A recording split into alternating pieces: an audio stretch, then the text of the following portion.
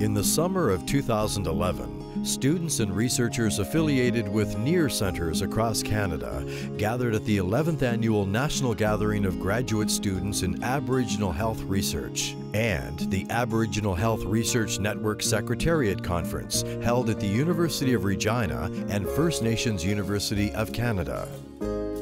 Over 3 days, funders, graduate students, lead researchers, as well as respected Aboriginal community members and partners presented many different perspectives on the advancement of Aboriginal health research in Canada.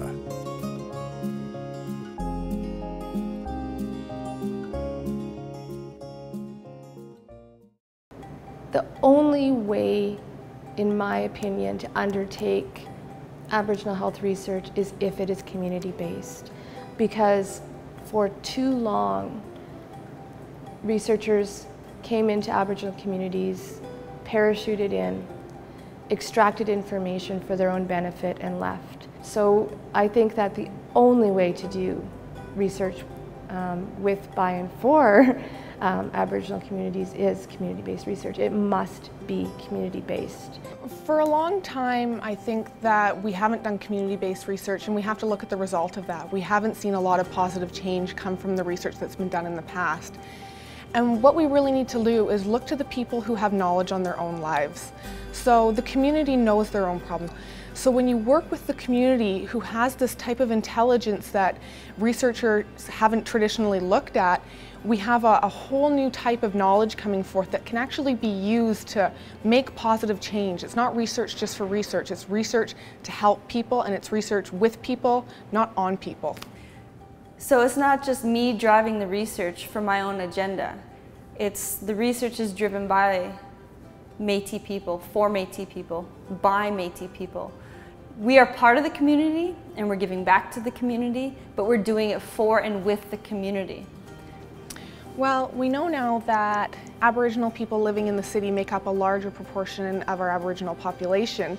And we know that youth is the fastest growing group of Aboriginal people. And we want to look at how culture affects them in the city, because we know that culture is a really important determinant of health for Aboriginal people.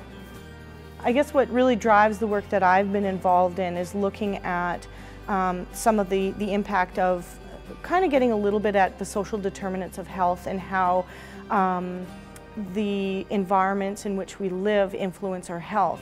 And so there's a strong need to address what some of these health disparities are occurring in our country, and certainly in our province of Saskatchewan, to look at alleviating and developing programming that's going to be specific to working towards preventing chronic condition, but I guess in a better term, promoting health.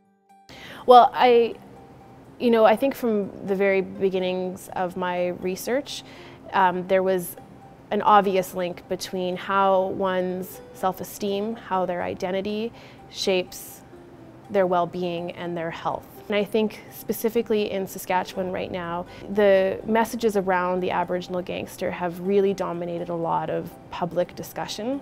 And so I think, for what has been called the fastest growing demographic in Saskatchewan, there needs to be an examination into these systems that are creating these stereotypes. These are things that our communities are saying, this is pressing. We need to examine this. And so, these are things that our students are saying, I'm getting a mandate from my community, I have to do this. The Indigenous Peoples Health Research Centre is really important because it supports work that is community-based. So it supports the work that the community wants and that the community knows is necessary. And they really make sure that when they fund a project or that when they fund a student, it's something that's going to make a positive change in the health of our communities. And at the end of the day, that's really what all of us want. But also being connected to a larger body of researchers concerned about Indigenous issues and Indigenous health.